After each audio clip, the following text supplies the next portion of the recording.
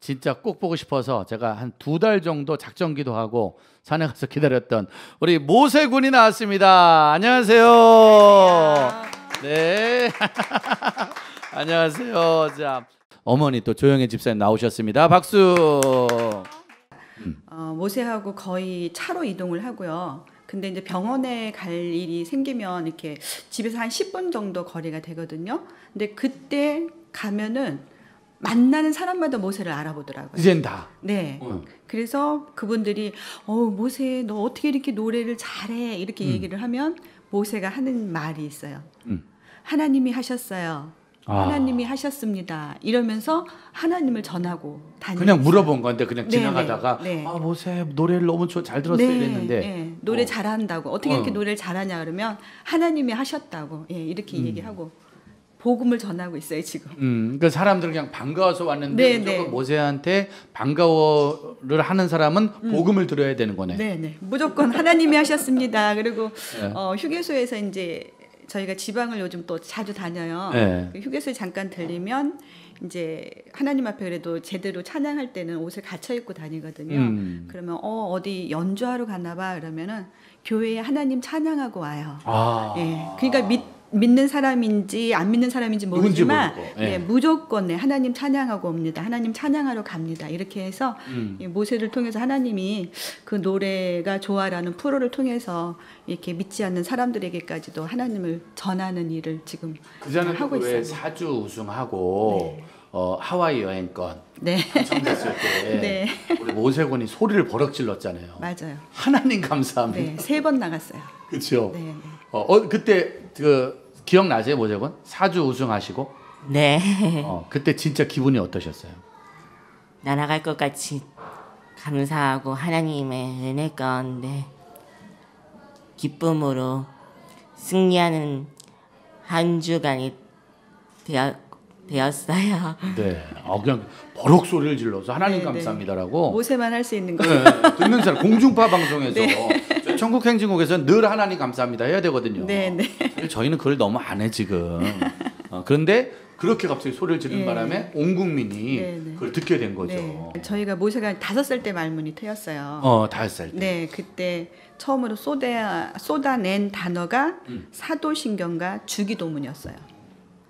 말문이 트였는데. 네네. 저 엄마 뭐 이렇게 그러니까 다른 거 아니라. 4살 때도 이제 말을 하긴 했는데 아주 어눌하게 했죠. 엄마를 불렀을 때는 마 이런 식으로 했는데 단어가 이렇게 연장돼서 나오는 그 단어를 연장돼서 읽을 게. 네네. 그때가 이제 5살 때였는데 저희가 예배 드릴 때예요. 사도신경을 하는데 얘가 줄줄줄줄 쏟아내는 거예요. 사도신경을. 네. 그러더니 그때 제가 너무 놀랐죠. 함께 예배드렸던 분들도. 그래서 이 아이가 그러면 주기도문도 혹시 해서 제가 첫 소절을 띄웠어요. 하늘에 계신 그랬더니 우리 아버지시 하면서 그걸 또 줄줄줄줄 쏟아내더라고요. 그래서 저희가 이제 함께 예배드렸던 분들이 놀랐어요. 5살 때? 네. 그러니까 이 아이가 듣지도 못한다고 했던 아이였거든요. 근데 하나님이 이 아이의 한쪽 귀를 열어주신 거예요. 지금도 한쪽 귀가 안 들려요. 근데 제가 아픈 아이를 데리고 할 수 있는 게 예배 생활, 기도 생활이었거든요. 그때 사도신경하고 주기도문으로 이렇게 패하잖아요. 근데 모세가 그때 한쪽 귀를 열어주셔가지고 그 한쪽 귀로 그 모든 것들을 듣고 외우고 있었던 거예요. 그러니까 어머니는 모르고 있었는데 저는 절대 몰랐죠. 이 아이가 듣는지도 몰랐는데 근데 그걸 또 외우고 있으리라고는 전혀 생각을 못했던 거예요. 근데 그게 자기 신앙을 고백이라도 하듯이 사도신경과 주기도문을 줄줄이 쏟아내더라고요. 그러고 나서 그때부터는 이제 모든 소리를 다 따라하기 시작하더라고요. 그러니까 어린아이한테 대부분 엄마들은 사도신경을 외우라고 강요를 하고 막 해가지고 애들은 그걸 듣다가 외우다가 스트레스 받아서 믿음을 다 잃어버리는데 모세한테는 그런 건 아니고 어머니가 늘 말을 해주고 들려줬던. 기도하고 뭐 예배 드리고 하는 것들이 하나님이 그 이제 달란트로 주신 게 그 암기하는 달란트를 주셨던 거예요. 그러니까 그거를 다 듣고 기억하고 있다가 자기가 이제 연장되는 단어를 쏟아낼 때 말이 나올 때 그거를 줄줄이 쏟아냈죠. 그게 5살. 네. 그리고 이제 그때부터는 이제 뭐 누가 하는 소리를 다 이렇게 따라하더라고요. 그 노래도 따라했어요. 그때도 노래도 따라하고 그랬는데 저희는 이 아이가 말을 할 수 있다는 거에 감사했고 또 노래까지 할 수 있다는 것에 감사를 했어요. 근데 이제 7살 때 7살 때 재롱잔치에서 이 아이가 이제 요한복음 15장 1절에서 16절까지 암송을 했고요. 15장 1절에서 16절까지. 1절도 못 하는데. 예, 그리고는 노래를 한 곡을 시켰는데 그 노래가 끝나고 난 다음에 이제 사람들의 반응이 있었어요. 네. 뭔가 깊은 울림이 있다. 감동스럽다. 그리고 아이 때문에 이제 처음으로 교회에 나오셨던 부모님들이 하나님의 음성이 들렸다는 거예요. 그렇죠. 어린이 발표회니까 그러니까 엄마들은 네네. 애들 보러 온 거잖아요. 네네. 교회 온 게 아니라. 네. 그래서 그때 하나님이 저희 부부에게 모세가 할 수 있는 일을 발견하게 하신 거예요. 7살 때. 네네.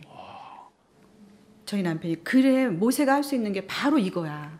야, 노래다. 노래다. 네, 그래서 그때부터 이제 아이한테 집중적으로 노래를 들려주기 시작한 거죠. 그랬더니 이 아이가 자기는 하나님을 찬양하는 것이 자기의 삶이라는 고백을 그때 했어요. 7살 때. 네. 애들이 애들이 이렇게 과자 먹고 이렇게 TV 보면서 뽀로로 하고 놀고 있을 때. 네. 그러니까 이 아이가 이게 대화도 잘 안 되는데 예, 그런 이야기를 할 수 있다는 거 예, 성령이 하신 거죠. 그러니까 이 아이의 입을 근데 통해서 조금 무섭다. 7살 때 그랬다니까 좀 무섭다. 7살 때 나는 노래로 하나님을 전하겠습니다. 이런 말하면 좀 죄송하지만 저희가 지금 많이 청소년들과 청년들을 만나면 이 아이들이 삐뚤어지는 게 7살서부터 13살 사이입니다. 5살부터 워낙 엄마나 아빠나 학교나 친구들한테 많은 주문을 받고 또 계속해서 듣는 게 세상적인 욕설과 욕심이 들어가다 보니까 아주 착했던 애들이 그 나이 때가 되면 다 문제가 커지고 그러다가 이제 14살 중학교 2학년이 되 15살 중학교 2학년이 되면 바로 이렇게 적으로 변하고 많이 삐뚤어지는 경우가 거기서 나오거든요. 근데 모세군은 오히려 그때의 모습이 지금까지 네. 동일하게. 예, 이 아이가 사춘기라고 우리 친구들은 사춘기가 있잖아요. 근데 제가 가만히 생각을 해봤어요. 모세는 사춘기가 있었나? 근데 이 아이가 나이는 26살이지만 지적장애로 인해서 3살 정도밖에 안 돼요. 정신연령이. 근데 어느 날 그때가 아마 17살 정도 됐을 때예요. 네. 제가 말을 하면 고개가 예, 말을 안 해요. 그때가 그때가 아마 사춘기였던 것 같아요. 그러니까 이제 사춘기로 엄마한테 반항하는 게 말 안 하는 거. 예. 이거 그게 잠깐 있더라고요. 근데 그것도 저는 너무 감사한 거예요. 그런 게 왔으니까. 네. 목사님 오늘 처음 만났잖아요. 그렇죠? 네. 근데 좋은 사람 같아 보여요? 아니, 어떻게 좀 좋은 사람 같아 보이나요? 행복해 보여요. 행복해. 나 진짜 미치겠네, 진짜. 저 행복한 거 어떻게 하셨어요, 진짜. 너무너무 행복해요, 제가. 어머니는 모세에게 지금 20년째 은혜를 받고 있네요. 네. 그렇죠. 맞습니다. 예. 노래 말문 트이고 네. 거의 그때부터 지금까지 너무너무 큰 은혜를 받고 있는데 자, 그런데 그런 거 있잖아요. 시작이 저 지금 기억나요. 1회 때 네. 어머니가 모세군에 얘기할 때 네. 말을 시작하고 한 5초 정도 있다 말을 못 하시더라고요. 생각만 하면 여전히 좀 지금도 막 이렇게 기적 같고 아프고 했던 그런 시간들이 있었던 거죠. 그렇죠. 어떻게 보면은 이 아이가 태중에 있을 때 이미 사형 선고를 받았던 아이였잖아요. 그래서 정말 하나님은 미리 물론 이제 이러한 일들을 예비하고 계셨지만 저희는 그때는 몰랐을 때잖아요. 근데도 제가 그 아이를 지킬 수 있었던 거는 저희 어머님, 시어머님, 네, 태중에서 사형 선고를 받았고 저는 그거를 기도하시는 어머님께 말씀을 드렸는데 그 어머님께서는 보이지 않는 그 생명이 가여워서 네, 함께 울면서 기도를 했어요. 그래서 끊임없이 하나님은 기도하게 하셨고 산부인과 의사 전체 회의에서 도저히 이 아이는 살 수 없으니까 낙태를 해야 된다. 그리고 전체 회의에서. 네네 산부인과 의사 전체 회의에서 그리고 산모도 위험할 수 있으니까 빨리 낙태를 해야 된다 그래서 그때는 이제 최종적인 결론을 통보를 해갖고 왔거든요. 그러니까 그때는 저희도 이제 어쩔 수 없이 수술 날짜를 잡고 병원에 입원을 했어요. 아, 수술을 하러 병원에. 네, 낙태 수술을 하기 위해서 입원을 해서 환자복을 갈아입고 이제 수술을 대기하고 있을 때 저희 목사님이 신방을 오셨어요. 그래서 성경 말씀 1장 12절에서 18절 말씀 사무엘상 1장 12절에서 18절 말씀 한나의 기도라는 제목으로 예배를 드렸어요. 한나의 기도. 네. 근데 너무 신기했던 게 이 아이가 전혀 태동이 없었거든요. 태동이 없었는데 예배를 마치고 나서 그 하반절에 그런 말씀이에요. 엘리가 이르되 평안히 가라. 이스라엘의 하나님이 내가 기도하여 구한 것을 허락하시기를 원하노라 하니 당신의 여종이 당신께 은혜 있기를 원하나이다 하고 가서 먹고 다시는 얼굴에 근심빛이 없더라라는 말씀인데 그 말씀이 제 정말 마음에 들어왔어요. 그러니까 은혜를 입은 거예요, 제가 그 말씀에. 그날 예배에서 네네. 병원에서 병원복을 네. 환자복을 입고 네. 수술 들어가기 전에. 네. 근데 이제 수술 시간이 돼서 딱 수술 침대가 들어왔어요. 저를 네. 데리고 이제 수술실로 가려고. 네. 그때 목사님은 나가셨고. 한국 듣기. 근데 목사님은 본인이 뭘 한지도 모르고 그냥 나가셨겠네. 그렇죠. 예배 이제 예배 예배만 드리고 드리고 이제 나가신 나가신 거고. 건데. 근데 정말 놀라운 일이 일어난 거예요. 그러니까 하나님이 이 생명을 막으셨던 거죠. 그 태동이 전혀 없던 아이의 미세한 태동을 느낀 거예요. 그리고 제 마음에 인위적으로 해야지 말아야 되겠다. 예, 그래서 그 간호사님께 제가 수술을 하지 않겠다. 이미 예정이 다 돼 있고 네, 지금 의사들도 이제 준비 다 돼 있고. 지금 가서 수술해야 될 상황이에요. 네. 근데 안 하겠다 그러니까 화가 나겠어요, 안 나겠어요? 간호사들이 좀 화를 냈겠는데. 네. 누나들이 좀 화를 좀 내시죠. 화를 내시더라고요, 저한테. 지금 뭐 하시는 거냐고, 지금 장난하는 것도 아니고. 병원에 왔으면 병원 말을 들어라. 예, 의사의 말을 들어야지. 의사 말 들어야지. 이게 목사님 나갔잖아요. 네. 성경책 끼고. 왜 목사님 말을 목사의 듣느냐? 말을 듣느냐고. 그렇다고 저한테 손가락질을 하실 거죠. 순간 당황했는데 네. 내가 지금. 예. 근데 예. 하나님이 제 입을 통해서 말씀하시더라고요. 뭐라고요? 나는 목사님의 말씀을 듣는 게 아니라 하나님의 말씀을 듣는 겁니다. 네. 네, 그렇게 얘기했어요. 나는 목사님의 누워가지고. 말씀을 아니요 환자복 갈아입고 앉아 있었죠. 이제. 앉아가지고 네, 이제, 환자복 입고. 수술실로 갈 준비하고 있었으니까 그래서 나는 목사님의 말씀을 듣는 게 아니라 하나님의 말씀을 듣는 거예요. 겁니다. 그러면서 수술을 하지 않고 퇴원을 했어요. 이제 저희가 아이가 안 좋은 상태니까 산모도 위험하다 그랬으니까 네, 맞아요. 몸이 안 이제 10개월이 되기까지 저희가 이제 입원과 퇴원을 반복하면서 10달을 채웠어요. 그렇게 해서 이제 92년 8월 4일 제왕절개를 통해서 이제 아이는 세상에 온 거죠. 그 진짜 우리가 알고 있는 한 번의 예배가 살리기도 하시고 죽이기도 하시고 네. 한나의 기도가 그거잖아요. 네, 네. 살리기도 하시고 죽이기도 하시고. 그러니까 그 전에 이미 진단을 받았을 때 낙태를 하라고 했는데 저희는 계속 예배를 드린 거죠. 예배를 드리고 또 재검진을 하기 위해서 한 주간 기도를 또 했어요. 저희가. 근데 그러니까 하나님이 계속 끊임없이 기도하게 하신 거예요. 기도하게 하시고 마지막까지 그 마지막 순간에 아이의 태동을 그 예배 드리기 전까지는 사실 한나도 네. 수색이 많았잖아요. 근심이 그렇죠. 많고 네. 또 싸우기도 많이 싸우고 네, 화도 네. 많이 내고 네. 어떻게 어머니도 좀 이렇게 그 은혜 딱 받기 전까지는 좀 근심과 화와 하나님과 싸운 적은 없으신지요? 그때요 너무나 바뀐 게 제가 이제 뇌가 빠져나왔습니다라고 얘기를 하는 거예요. 임신 4개월 말경에 초음파 검진을 통해서 아이의 머리 뒤쪽 부분에 뼈가 형성이 되지 않은 부분으로 안에 들어 있어야 할 뇌가 밖으로 다 쏟아져 나와서 살 수 없다라는 진단을 받았을 때 제가 정말 엄청난 충격을 받았거든요. 그리고 제가 어떤 생각이 들었냐면요. 그 왜 뇌가 빠져나왔다 그러니까 그 막 형상이 생각이 또 네. 예. 막 너무 막 이렇게 징그럽게 생각이 들었어요. 두려웠어요. 그러니까 내 몸 안에 그런 어떤 괴물이 들어 앉아 있는 것 같은 느낌이 제가 솔직히 처음에 진단받았을 때 그랬거든요. 예. 근데 목사님이 오셔서 예배를 드리고 이제 저희가 오진일 확률도 있으니까 다시 한번 재검진을 받기로 결심을 한 거예요. 그래서 한 주간 기도하고 가서 재검진을 받기로 했어요. 그래서 그때 제가 처음으로 하나님 앞에 무릎을 꿇고 기도를 했거든요. 네. 근데 하나님이 그 징그럽고 막 두려웠던 그 마음이요 싹 사라진 거예요. 야. 기도 중에. 그러면서 이 생명이 너무나 가엽더라고요. 그래서 이 생명을 위해서 기도를 한 거예요. 그러니까 지난번 결과는 오진이게 해달라는 기도를 했어요. 그러면서 그 마음이 사라지고 이 아이에 대한 그 가여운 마음이 들기 시작하더라고요. 그러면서 정말 기도하게 됐고 그때 정말 하나님을 만났어요. 제가. 그러니까 그 전에 저는 원래 불교 가정에서 그러니까 원래 예수 안 제가 이제 원래 네네. 예수 안 믿으셔서 예. 딱 결혼할 때도 안 믿는 안 상태로. 믿었어요. 그렇죠. 그러니까 제가 남편한테 결혼할 때 그랬어요. 나한테 교회 나가는 거 절대 강요하지 말라고. 그렇죠. 예, 그러면서 주로 예쁜 자매들이 그렇게 조건을 걸면 거절할 수 없는 뭐가 네. 이렇게 좀 있거든요.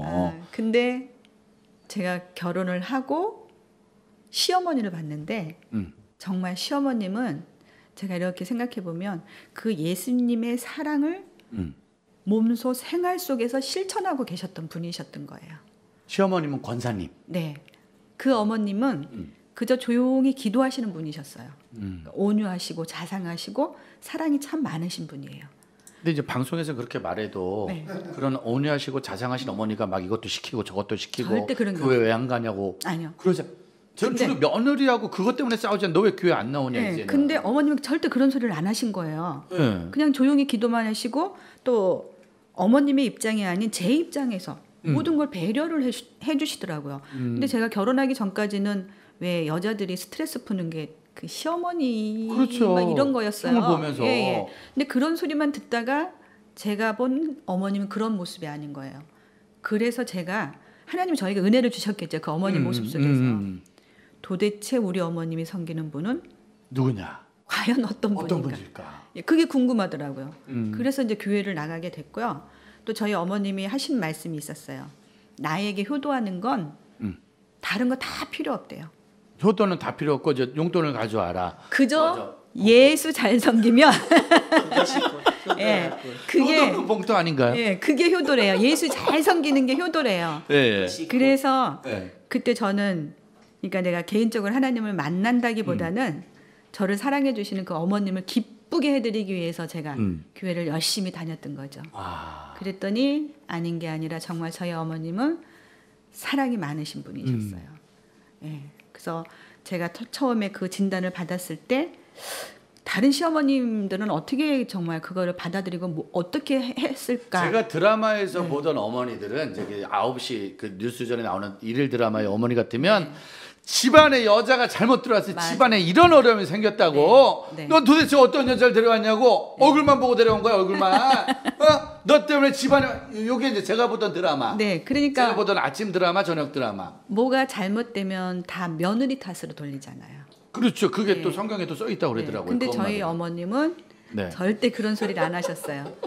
그냥 그 보이지 않는 생명이 가여워서 참 기도하셨고 신기하네. 또 이 아이가 태어났을 때 네. 예, 의사분들은 그랬어요. 수술을 해도 죽고 안 해도 죽는다. 네. 그래서 저희 남편이 정말 수술해도 희망이 없습니까? 라고 물으니까 의학적으로는 1%의 희망도 없다라는 얘기를 했어요. 1%도. 네, 의학적으로는 1%의 희망도 없다. 그래서 저희 남편이 그럼 이 아이가 수술을 해서 산다고 하면 그것은 의학이 한 일이 아니라 하나님께서 하신 일이겠네요? 라고 물으니까 맞다고 얘기를 했어요. 그래서 그러면 우리는 모든 것을 전적으로 하나님 앞에 맡기고 기도할 테니까 의사분들은 최선을 다해서 수술을 해달라고. 아니, 제가 보기에 궁금한 게 네. 어머니는 그럴 수 있어요. 왜냐면은 시어머니가 믿음이 있고 어머니는 또 진짜 엄마니까. 근데 이제 남편은 또 그러지 않지 않을 수 있지 않을까요? 아니요. 저희가 지금 제가 모세를 지킬 수 있었던 것도 저희 어머님의 눈물 어린 기도가 있었고요. 기도. 예. 또 저희 남편은 제 마음을 헤아려 주기 위해서 그때의 그 사랑, 그 변함없는 사랑으로 저의 울타리가 되어 줬어요. 예. 그래서 지금까지 그랬기 때문에 제가 그 사랑 안에서 이 아이를 잘 남편분이 섬길 수 힘들어서 막 일탈하거나 속상해하거나. 절대로 그런 일이 없었어요. 오히려 제가 힘들었을 때 저희 남편이 저를 다시금 일으켜 세워줬어요. 저희가 이제 아이가 뇌 수술을 4번을 했고요. 다리 수술을 2번을 했어요. 총 6번의 수술을 하는 가운데 저희가 많은 빚을 졌어요. 그러겠죠. 네. 그런 가운데 또 저희 남편이 부도를 맞았어요. 예. 그래서 정말 힘든 상황이었거든요. 네. 예. 그럼 없던 짜증, 없던 분노가 막 생길 수 있는데 그냥 죽기 일보 직전까지의 마음이 갔었어요. 그때는 정말로. 그때는. 근데 저희 남편이 그러더라고요. 이제 우리는 더 이상 내려갈 곳이 없다. 그러면 올라갈 일만 남았다. 내려갈 곳이 없으니까 이제 올라갈 일만 남았대요. 예. 근데 그 이야기에 제가 딱 희망이 생기더라고요. 저희 남편 가장이니까 얼마나 힘들었겠어요. 가장으로서 더 힘들었죠. 네. 근데 그런 사람이 이제 더 이상 내려갈 곳이 없으니까 올라갈 일만 남았다라고 얘기를 하면서 나는 절대로 포기하지 않아. 나는 쓰러지지 않아. 우리가 지켜야 될 아이가 있잖니. 그럼 남편분이 목회를 하시는 거예요? 아니요. 목회자들도 주로 그런 얘기. 네. 목회자나 목회자도 쉽지 않은데 그런 얘기가. 근데 그 얘기를 딱 하는 거예요, 저한테. 네. 제가 힘이 나더라고요. 그리고 내가 지켜줘야 할 아픈 아이가 있잖니라는 말에 제가 옆을 돌아다 봤어요. 그랬더니 살아만 달라고 한 아이가 살아있더라고요. 그래서 저희는 다시 힘을 냈죠. 그래서 닥치는 대로 일을 찾았어요. 제가 죄송한 말씀이지만 그냥 이 장애 아이 때문에 힘들었지. 다른 걸로는 전혀 고생 안 한 사모님 같아 보이는데요. 딱 보기만 해도 그러니까 딱 보면은 그냥 이렇게 네네. 노래 잘하는 사모님. 그래서 이게 옛날에 아주 예뻤던. 그래서 이제 남편도 모든 걸 다 해줘야 되고 네. 지금도 딱 보면은 사실은 그것도 참 하나님 너무 얼굴이 밝으세요. 은혜더라고요. 근데 그렇죠. 엄마 얼굴이 엄청 밝죠, 모세. 네. 결정적인 사건이 있었어요. 그래서 제가 이제 일을 찾았어요. 그래갖고 지금은 뭐 사우나 24시간 사우나잖아요. 근데 예전에는 모세 어렸을 때 제가 모세 5살 때였거든요. 그때가 목욕탕이 8시만 되면 문을 닫아요. 저녁 8시에 네. 닫아요. 그러면 제가 그때 가서 목욕탕 청소를 해요. 네. 그리고 새벽에 우유 배달을 했어요. 밤에 그 일을 하고 네. 새벽에는 우유 배달을 하고. 낮에는 또 우리 모세를 봐야 되잖아요. 그렇죠. 네. 모세도 보고 아무튼 또 모세가 조금 자라면서는 제가 낮에도 일을 했어요. 낮에도 커피 자판기하고 음료수 자판기 관리를 했어요.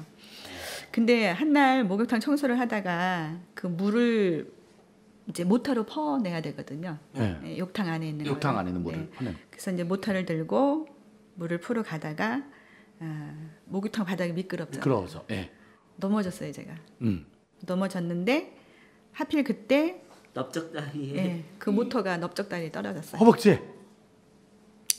얼마나 아프던지요. 그리고 아파서도 울었지만 제 모습이 너무나 비참하더라고요. 그렇죠. 그리고 내 상황이 너무나 비참하더라고요. 그래서 제가 그 아무리 힘든 상황에서도 사람들한테는 제가 힘들다는 표현 하나도 안 했어요.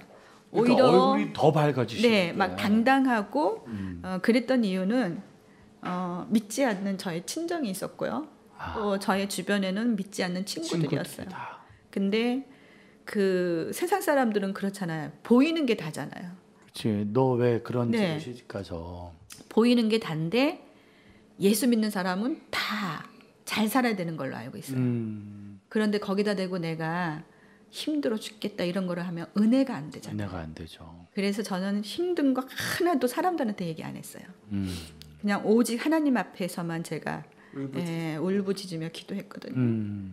근데 그날 제가 정말 너무나 막 힘들었어요. 제일 많이 힘들어. 네. 몸도 마음도 힘들어.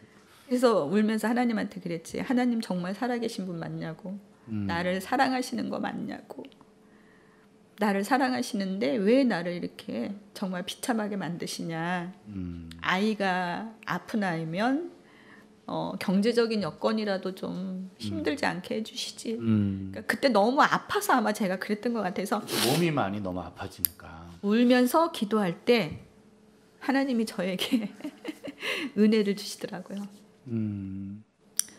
정말 상상해 보세요. 그 목욕탕에서. 그러니까 이게 지금 우리가 이야기만 들어도 네, 이제 네. 가슴이 철렁한데. 그래서 막 울고 제가 이렇게 정신을 차렸을 때 제 모습이 정말 죽을 만큼 비참한 모습이었어요. 근데 그 찰나에 하나님이 있는 것에 감사하라고. 있는 것에 감사하라는 은혜를 주시더라고요. 그래서 보니까 제가 그랬잖아요. 사람만 달라. 사람만 있어주면. 예. 근데 이 아이가 살아 있는데 내가 무엇을 더 바란다면 그것은 정말 욕심이고 사치였던 거예요. 지금 네. 아무리 힘들게 일을 하고 있어도 네. 더 이상은 기도 제목이 없으니까. 네. 긍정의 마음으로 바꿔주시더라고요. 그 그렇잖아요. 세상 사람들은 10개 중에 9개를 갖고 있으면서도 없는 그 한 가지 때문에 힘들어하시는 분들이 너무 많은 거예요. 예, 맞아요. 근데 하나님이 저에게 주신 은혜가 있는 것에 감사라는 거예요. 있는 거에. 네. 그래서 있는 것에 감사를 하다 보니까 제가 불평이 사라지더라고요. 그러더니 감사의 조건들을 더해 주시는 거예요.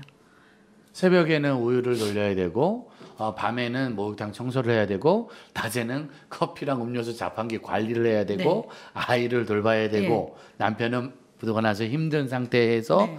일어나고 있는 상황인데 네. 있는 거에 감사하라고. 네. 뭐가 그렇게 있으려나 진짜. 그러니까 있는 거예요. 있는 게 없잖아요. 그러니까 있는 뭐가 것에- 있어요 지금. 그러니까 제가 얘기했잖아요. 사람만 달라고. 사람만 있어서 예. 감사하고. 예. 그러니까 저는 그 하나에 감사를 한 거예요. 아. 그 하나에 감사를 하다 보니까 하나님께서 감사의 조건들을 더해 주시더라고요. 그러더니 보지도 못하고 듣지도 못하고 걷지도 말하지도 못하며 온몸의 장애가 너무 극심해서 얼마 살 수 없을 거라던 이 아이에게 하나님은 또 끊임없이 기도하게 하셨잖아요. 네. 그러더니 앉게 하셨고 서고 걷게 하셨고 또 말하게 하셨고 말하는 입으로 하나님을 찬양하게 하셨잖아요. 그러니까 다른 집은 자연스럽게 되어지는 일에 왜 더 안 돼서 불평이고 네. 더 못해서 원망인 건데 되어지는 모든 게 감사네요. 네, 그렇죠. 예. 그러니까 저희는 감사밖에 없었어요. 그러니까 감사밖에 할 게 없더라고요. 그 저희 어머님이 그러셨어요. 이건 누구의 죄도 아니다. 하나님의 분명한 선한 뜻이 있을 거다라고 말씀을 하셨어요. 이건 하나님의 선한 뜻이 아니라 하나님의 작품을 만들려고 네, 네. 하나님이 엄청난 작품을 만들려고 그 몇십 년을 준비하신